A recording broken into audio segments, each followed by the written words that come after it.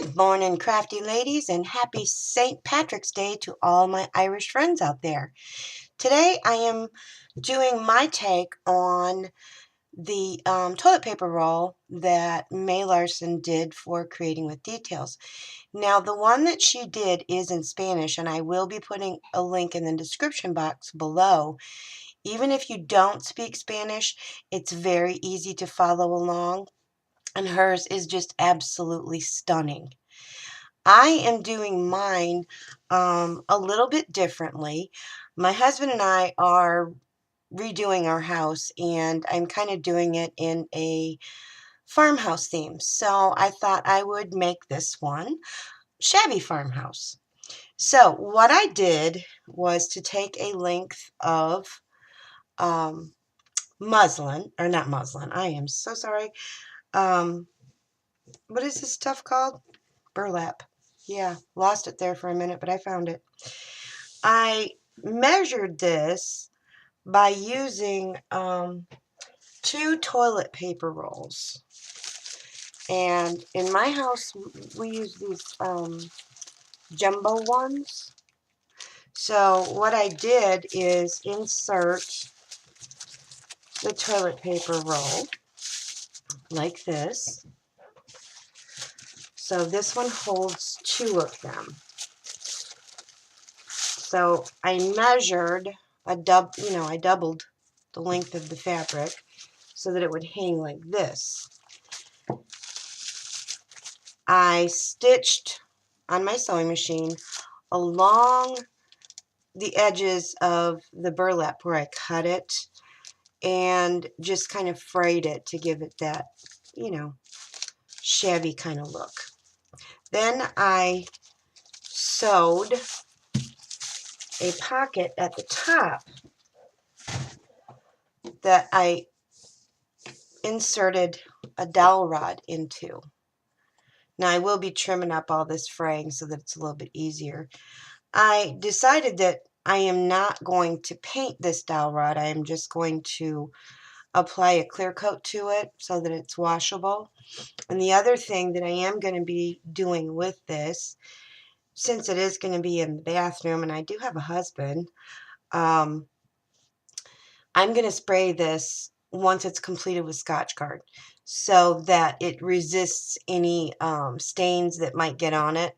And then we can just take a damp cloth and hopefully just wipe off anything that gets on there. It's just a little preventative measure. So I hope that part was clear as mud. I then I pinned where the toilet paper rolls would fit in easily and stitched across there on my sewing machine, and the same thing here, stitched across there. Now comes the fun part, and you could also use any other fabric that you wanted to. You could use muslin, you could use linen, you could use an old table runner if you have one, any kind of fabric that suits your choosing. I like the burlap because it's just kind of that rustic kind of look that I was going for. So part of what I'm going to do first is to add some of this trim that is available at Creating with Details in the crochet lace kit, and I will put a link in the description box for that as well. So what I decided I wanted to do, this is the other trim that I'm going to use, again from that same kit, is I am going to glue this using my hot glue gun. I'm going to glue first the wider one, and I want that to go down the center. Find the right side here.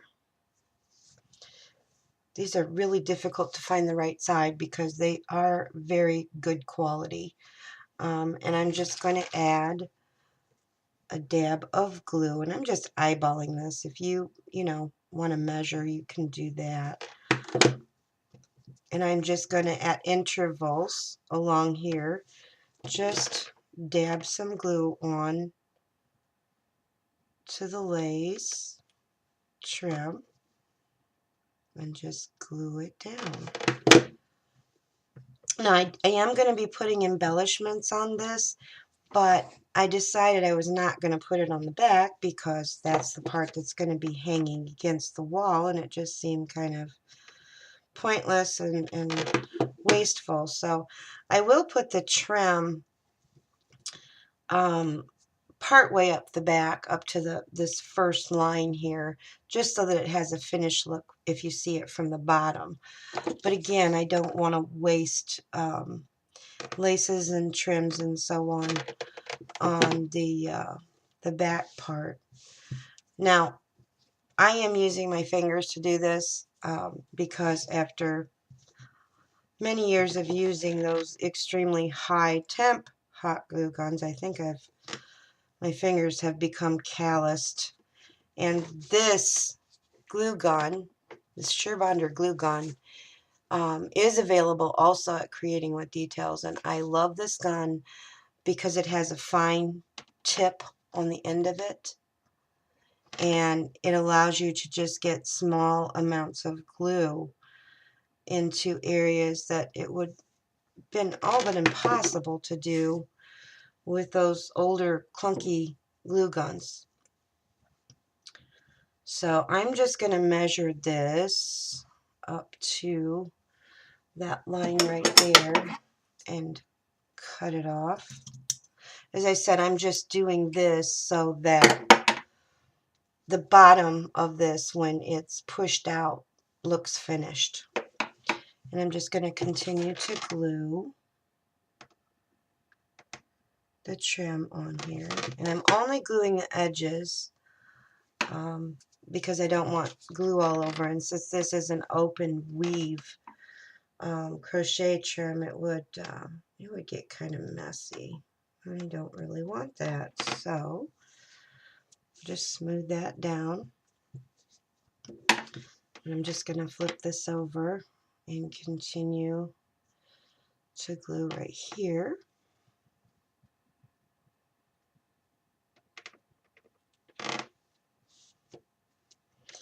And then the next step, I'm going to take this smaller trim and I'm going to go along the edges right next to where the fray is at. Gotta find the right side. And then again, do the same thing. And I apologize for the fact that my camera does not give me the ability to fast forward through this. I may be able to do that in editing. I bought a new editing software, which I'm still trying to use. So we'll just have to wait and see how that part turns out. If it does turn out, you won't see this part anyway. But if it doesn't, that's why you're having to watch me glue, which is probably the equivalent of watching paint dry. But I'm going to try and do this as quickly as I can without being too messy. And I have used this this crochet lace kit. I have used this on a number of projects. There's an enormous amount of trims in here, and I am down to only one trim left. So if there are still some available, I may have to order another one because these are not something that May carries all the time in her store. So you can only get them through the kits. And I absolutely love this kit. I love it because I like that vintage kind of look where these are all kind of that ecru, creamy color. And it just lends itself really well to anything that you want to do that's kind of got that vintage feel. So I absolutely love this kit. I'm hoping that at some point she'll be able to do some more like this because they're great. May has some wonderful kits available over on Creating with detailstore.com. She's got the beautiful hat wreath kit.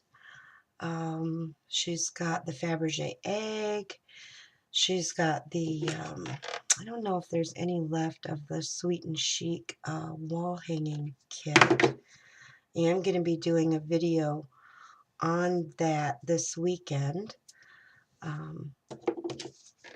She's just got tons and tons and tons of stuff. And even if you're not able to get the crocheted trim kit, she has a lot of beautiful trims that would be comparable, that you could use on a project like this as well. Okay, I've got that one side down, and I'm just going to glue the other side here. And the next step, we're going to be embellishing this, and I kind of like to keep things fairly simple when I'm decorating, mainly because I'm always afraid that I'm using these gorgeous, gorgeous, gorgeous laces and trims, and I'm just not brave enough to cover them all up. I want to be able to see each piece. So I tend to keep my stuff a little bit more on the simple side.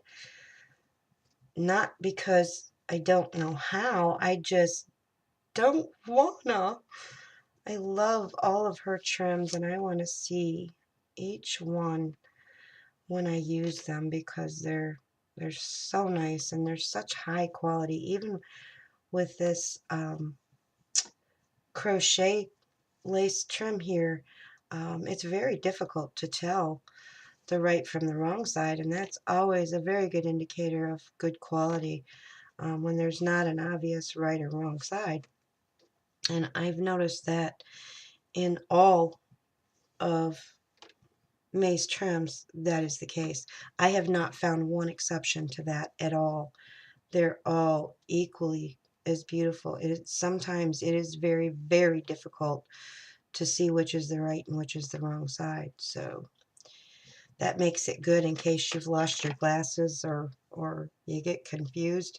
It's not going to hurt anything, because it's still going to look good even if you get it on the wrong side. You don't have to tear anything apart and redo it, which I'm sure as crafters we have all had to do at one time or another. And one thing I do need to get is that glue off, or whatever that product is that removes the hot glue from projects, just for those occasions when I do make a boo-boo. I've seen other people use it, and it looks amazing. So, okay, last piece here, and then we're going to start the fun part. Last piece for this trim, anyway. And I have glue stuck all to my fingers, which is not unusual. I'm a hot mess when I get a glue gun in my hand, because I just go to town. I don't worry about sticky fingers or messy fingers. I know that if you do have very sensitive skin, I wouldn't advise you to do what I'm doing. You can use, they have these silicone tools that are made for hot glue guns, which I think are wonderful.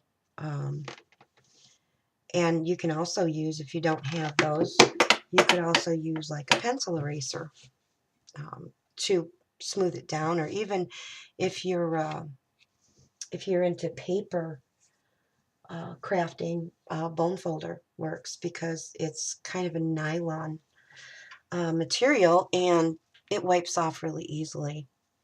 Okay, so the next step is I made some flowers using some of the materials from Creating with Details. I have let me zoom in a little bit here, a doily on the bottom, and I've used these Oh, these felt circles are also, that I used on the backing for the flowers, are also available at Creating with Details. I used this beautiful, it almost looks like a burlap with a embroidery on the edge trim. And I just sewed it in a circle and just cut slits and then put in some cheesecloth and some pieces of, lace, tiny lace trim. And then I used some of the fibers that I took off of here when I was raveling it, put it in there. And then I used one of the chiffon flowers that Creating with Details carries. And also there was a button which came in this embellishment jar, which is also available there. And I just thought all of those colors kind of lended themselves really well to what I wanted to do. So I made 3 of those so that one will go here, one will go here, and one will go here. Let me zoom back out a little bit. I'm out of frame. Okay. I also took some of this trim, which is absolutely gorgeous. It's kind of a two-dimensional flower trim with leaves and flowers on it. And I just cut off 3 individual medallions, I guess you would call it. And in order to make this kind of blend more with the project, I coffee dyed them. So you can see the difference between the coffee dye. It just gave it that nice vintage look and how they come in the white. I did not want white in the bathroom. It just, it scared me. So I thought that's not going to stay white. So not only do I love the vintage, but there was a method to my madness because I figured, uh-oh, that's not going to stay white for long. So let's just darken it up a little bit. And I was just trimming off some of the little pieces where I cut them apart. So these are going to go on here like this in the center of each one of these 3 units, we'll call them. So that's where those are going to go. Now I have another trim that I decided I'm going to put on here that I absolutely adore this. I had to have this when I saw it. I thought it is just so dainty, so delicate. And I had a total other use for this in mind when I got it. But I decided that what I am going to do is to glue this right to the stitch line on here. And I'm only going to, I don't want it to go over the edge of this trim. So I am going to just cut between those 2 pieces of trim like this.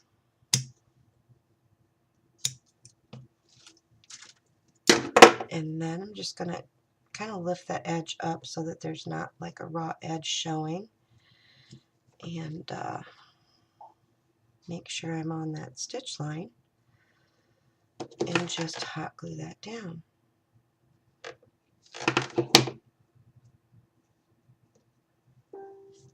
I'm also going to put one at the top in the same manner.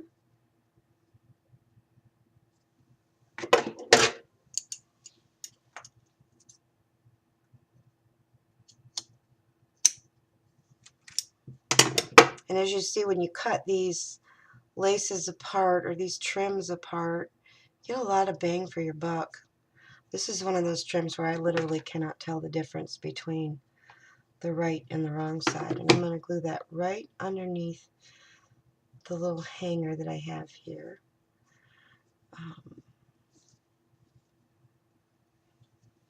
And then one more right here in the other end.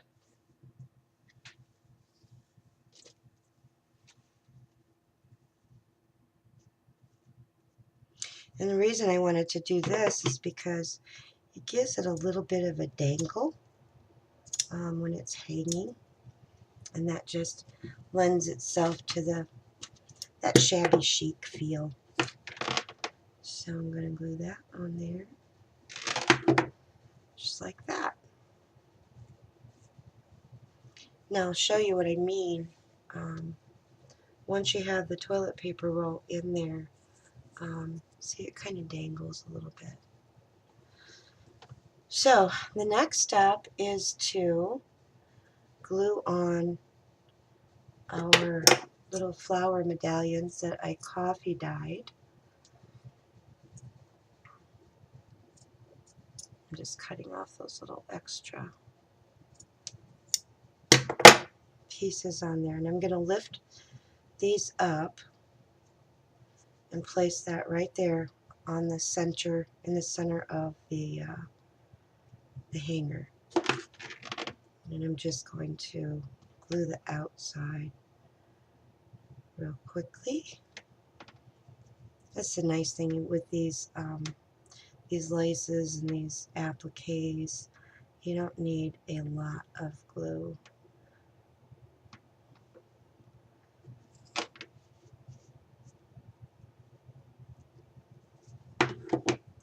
And then I'm going to take one of my flowers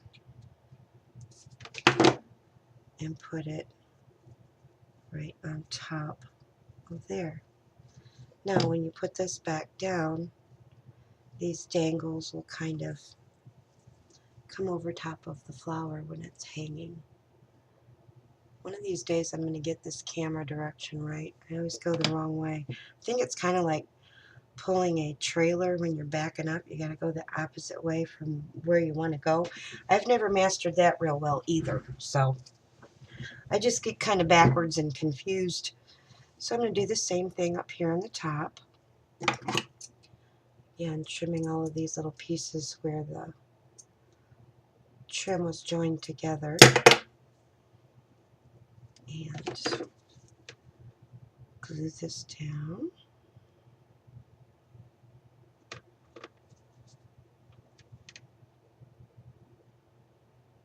And I'm just using very little glue to do this because you don't really need that much. I'm going to attach a flower.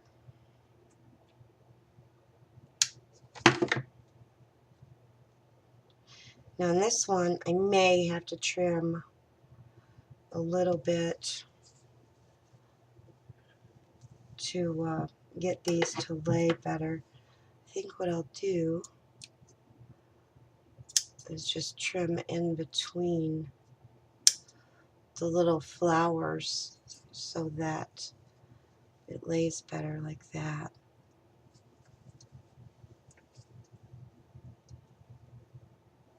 There you go. And then one last one.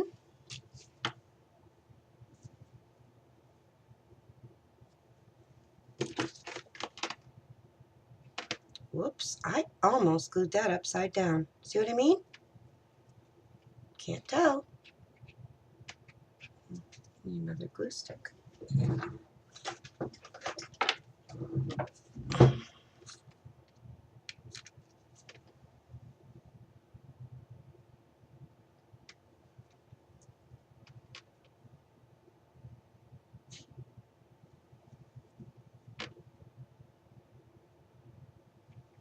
Now, like I said, May's was much shabbier than the one that I'm doing and is absolutely stunning. And I was so in love with it that I just wanted to try to do one in this kind of shabby farmhouse look.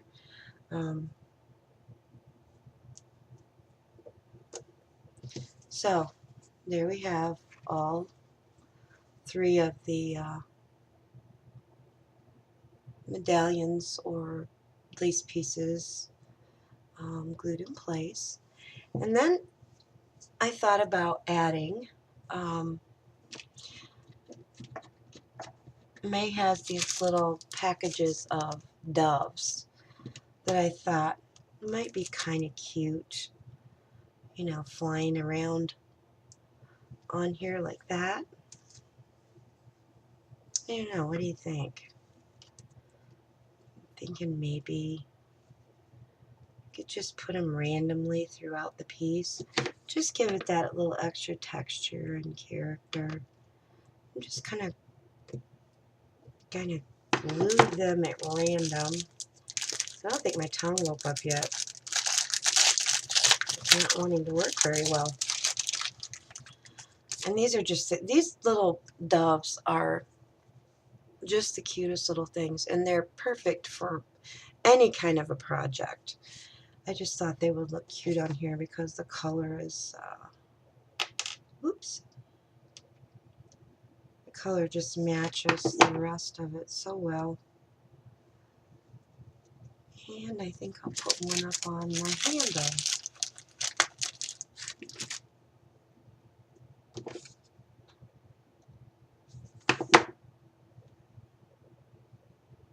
Like right there. And I'm still not happy.